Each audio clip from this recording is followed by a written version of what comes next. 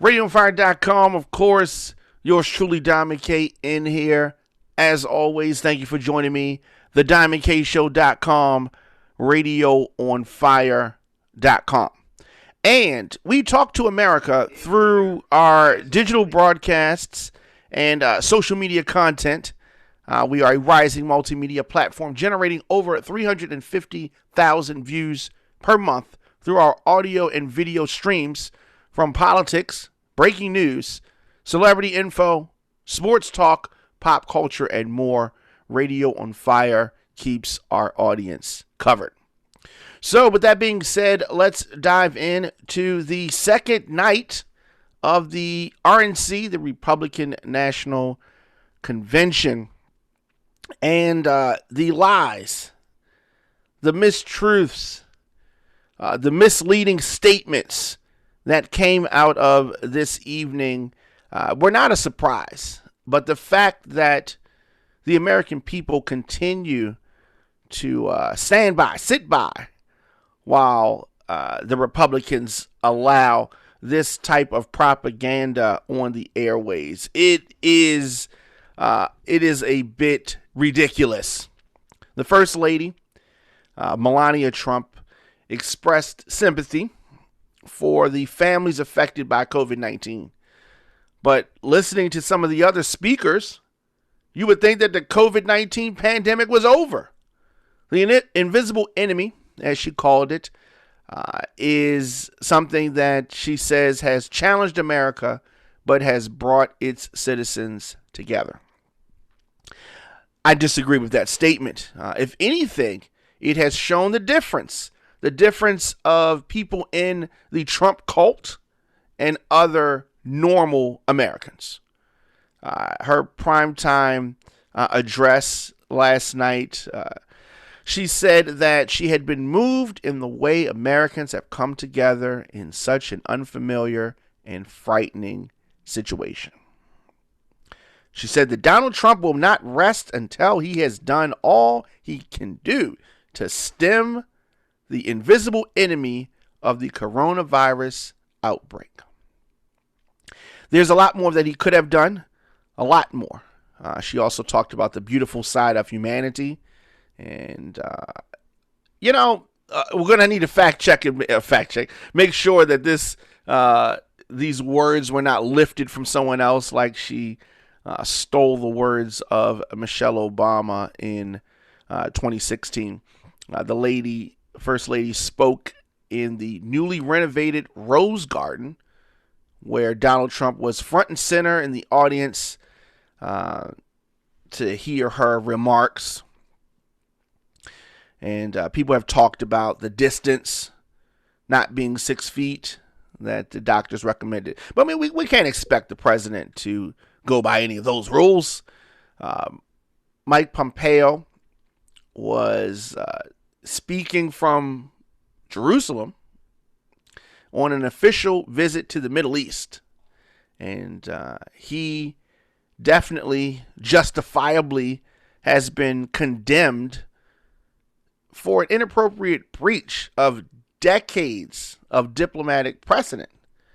Now, I want the Republicans to understand this. A lot of things that you're doing, Democrats are going to follow the lead and do some of these things. If you are throwing the rule of law, if you are throwing, norms to the wayside, understand that you threw them to the wayside. And a lot of the things that they are complaining about now, that Democrats are complaining about now, some of these things they're going to use against you. I want them to remember this. Have a good memory, because this stuff is going to come back up again. The venues, the way the audience is set up, that is extraordinary, problematic even. But the words that Pompeo said would not be out of place considering the way that he normally speaks, whether he's at home or abroad, pretty much. There were lies in there, as normal. He talked about the successes of Trump's quote-unquote America First foreign policy against Russia, Right. Against China and Iran. He said that they made his family and all Americans safer. That remains to be seen. What he has done is enrich himself and his family. He's done that. And ironically, this is something that other speakers spoke and tried to say that Biden does. I definitely will acknowledge that a lot of politicians do this, but to the degree and the level that the Trump family is doing it, this is definitely something that we have not seen before. And Trump likes to often talk about something, the likes of which we've never seen before, the likes of which he is pillaging the government funds is like we've never seen before. Pompeo spoke about the defeat of the Islamic State physical caliphate, Trump's pro-Israel agenda, and the president's determined vigilance to guard against predatory aggression. And he's referring to the Chinese Communist Party. Also, in another disturbing presentation, the Kentucky Republican Attorney General Cameron says that black voters are not monolithic, as Joe Biden once implied, he said. And he urged others to join him in supporting Donald Trump. So Cameron is Kentucky's first black attorney general.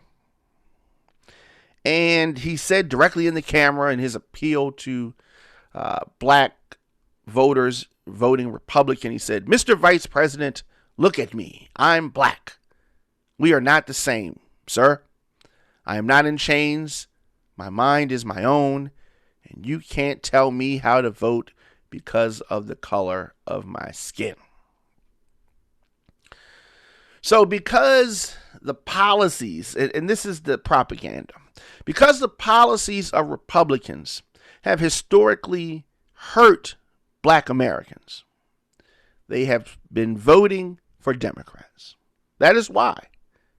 Because the policies, historically, Reagan's policies, because the policies have been hurting black Americans, they started to vote in droves for the Democrats. And now these same Republicans are trying to make a plea to black Americans.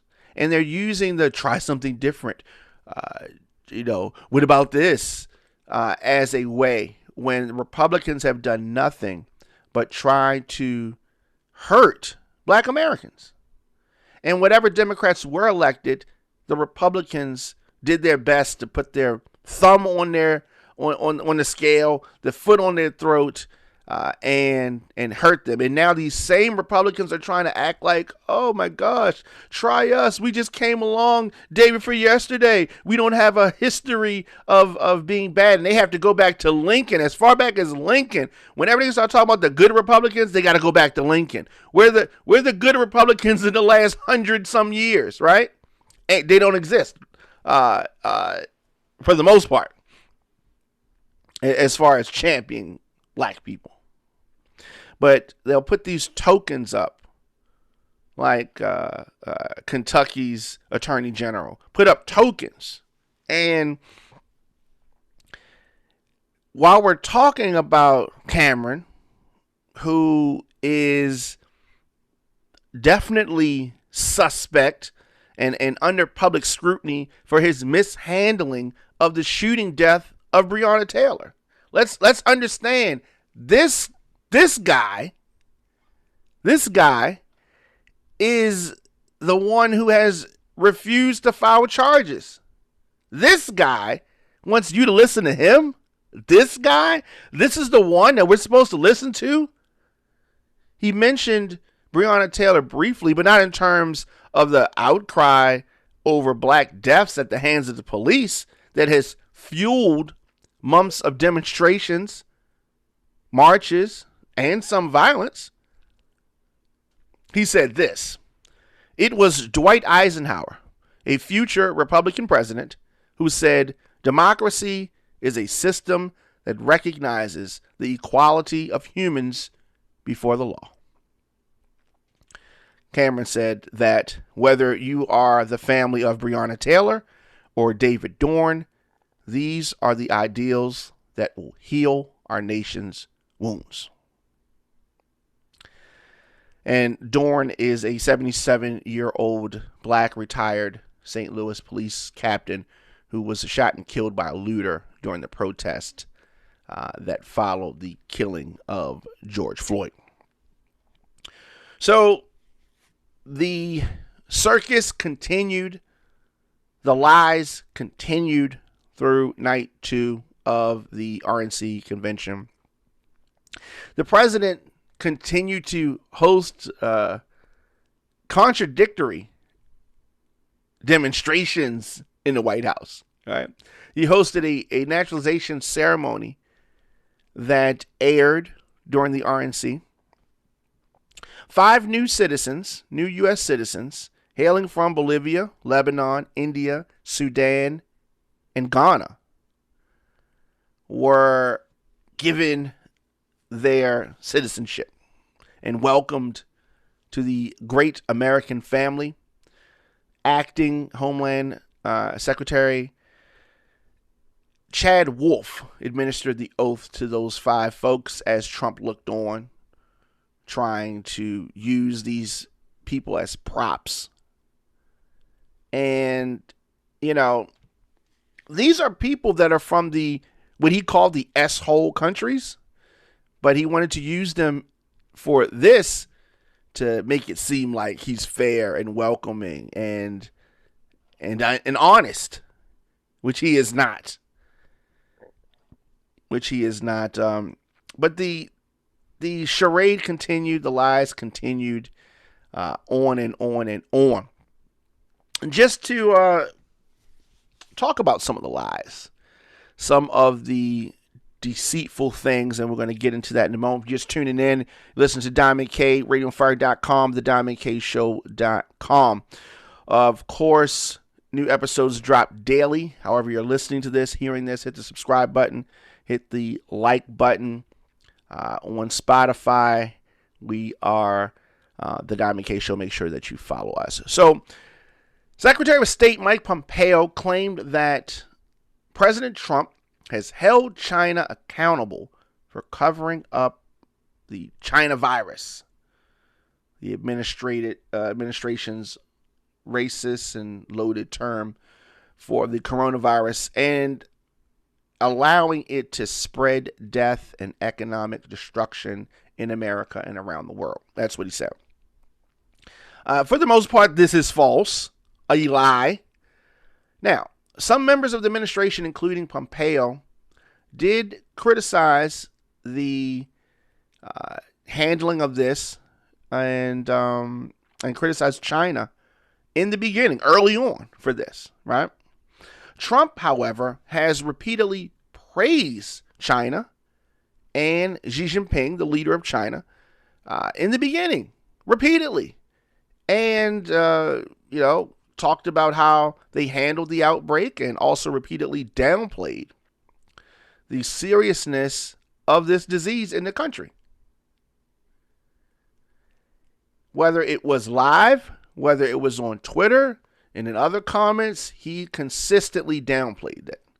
That's just how he is. So like I said, lies, there were many.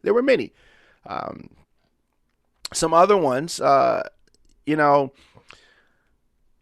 Pompeo said that President Trump lowered the temperature and against all odds got North Korea's leadership to the table. No nuclear tests, no long-range missile tests, and Americans held captive in North Korea came home to their families, as did the precious remains of scores of our Korean War heroes. This is tricky because what you got to do in a situation like this, and when you are really examining the words of Pompeo, you need context. This lacked context. Now, Trump did meet twice with Kim Jong-un. They were uneventful. It was little progress. North Korea launched a number of projectiles earlier this year. It is not known if there has been nuclear tests inside Korea since September of 2017. But it's misleading. So, yes, there were people that were returned home. There were the remains of Korean war heroes returned. So that part is true. But like I said, context is key there. Another lie that is often told and was told tonight in day 2 of the RNC was by Eric Trump. They had the audacity during the same broadcast to say that Biden, nepotism, and Biden was responsible for some of these things. But yet we're going to see and have seen family members of the president speak every night. And you're going to continue to see that. Speeches, not just little video clips, speeches, right? Eric Trump said that his father's accomplishments with regards to Biden, Biden has pledged to defund the police. This is not true. This is a lie, okay? Biden has expressed no support for defunding the police. Now, Biden published a criminal justice plan which called for $300 million investment into community policing efforts, including hiring more officers. Okay. Back in June, he said that, no, I don't support defunding the police. I support conditioning federal aid to police based on whether or not they meet certain basic standards of decency. In fact, are able to demonstrate that they can protect the community and everybody in the community. So, it is worth saying this, that the slogan defund the police means different things to different activists. Than that, sometimes they want to dissolve the police forces, to partial reductions in funding. So it's various things. However, Biden said that he doesn't want to do any of that. And we can go on and on about the lies. Let's talk about this.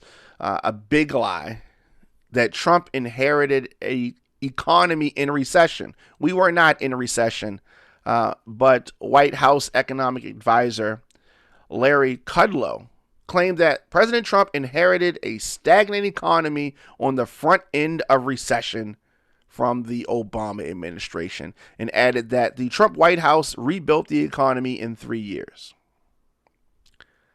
Really? This is very misleading. The U.S. economy was growing at 1.7% in 2016 when Trump was elected. It continued to grow after he took office, especially after the 2017 tax cuts. America came out of the Great Recession in the third quarter of 2009 and grew continuously with only a few hiccups. Some very small GDP declines in 2011 and 2014. From there on out, throughout the rest of President Obama's term in office, the expansion, there was a fear of a shutdown, if you remember that. But ultimately, and this was 2017, there was growth. Additional growth in 2018, 2019, the U.S. economy broke the record for the longest expansion in history, right? Many people thought that the expansion might have run its course, right? But now, 2020, we are here, where we are. And as a result of this pandemic, the economy has taken a major hit. Major hit. But to say that Trump inherited an economy in pre-recession condition and that he built things up in 3 years, that is definitely misleading. Will Biden get rid of the Second Amendment? No. In his address, Eric Trump claimed that the former Vice President, Joe Biden, has pledged to remove the Second Amendment. Biden has pledged to take away your cherished Second Amendment, Eric Trump said. This is a lie. Biden has not pledged to remove the Second Amendment. He does support certain gun control measures. I believe that you should own a gun. If you can and you want to, get a gun. It is your right. But there are limitations like everything. With everything, there's limitations. And he has a plan laid out on his website. But Eric Trump, if your last name is Trump, 9 times out of 10, you're going to tell us a lie, right? Eric Trump made a lot of claims about the economy, suggesting that his father's presidency had given it an immediate boost. Now, wages went through the roof, he said. Unemployment reached historic lows, especially for Black Americans, Hispanic Americans, and women. Trade deals were ripped up and renegotiated. Lights were turned back on in abandoned factories across our country. Trillions of dollars were, we can go on and on, right? Now, I will say this. Some of the things he said are true. Others were misleading or false.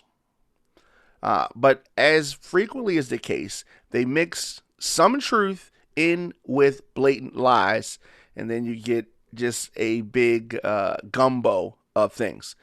Wages did not significantly jump after Trump's election when compared to the last few years of President Obama's terms in office, right? It wasn't that significant of a change, right? Eric Trump was right about unemployment, which fell to, its lowest level since the 60s. So that part is true. Unemployment rate for Blacks and Hispanics and women also hit record lows last year. But what he does not mention, what he ignores actually, is the economic destruction caused by the pandemic, which has driven the unemployment rate above 10%. Now, it's possible that some of the abandoned factories have restarted since Trump took office, but the number of U.S. factories fell by more than 60,000 during the previous 2 administrations. So the overstating of things Eric Trump is doing, the amount of money corporations have brought back to America, overstating many things is, they're selling, right? So they're trying to sell the president to people. But this RNC is about keeping his base, because I don't think that they're going to get any new people, right? People know who Trump is. They know who he is. And moreover, the pandemic, the economic impact of this pandemic is not something that you can just brush under the rug. It is something that millions and millions of people are feeling. As we inch closer to 180,000 deaths, millions of people unemployed, the speakers of the RNC trying to convince Americans that everything is fine, that Trump has everything under control, that's only going to work for the sheep.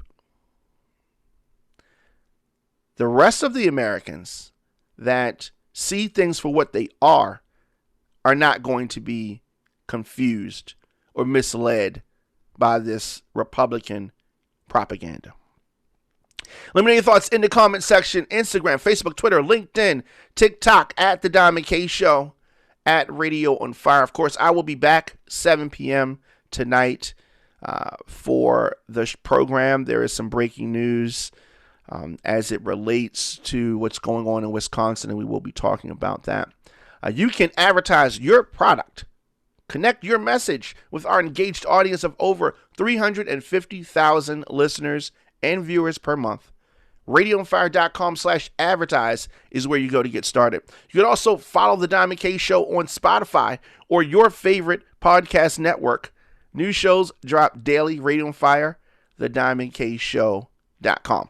You can always support the program via Cash App, $DJ Diamond K. Of course, your donations help us continue to do what we do here on the program. The Diamond K Show brings you independent news, progressive opinion on politics, social issues, and entertainment. For any booking info or media request, djdiamondk@gmail.com is how you reach me. Until next time, if you see it, then you can be it. It is all about having a vision. My name is Diamond K. Salute you. Thanks for listening. Thanks for tuning in. Thanks for watching. I will see you guys next time.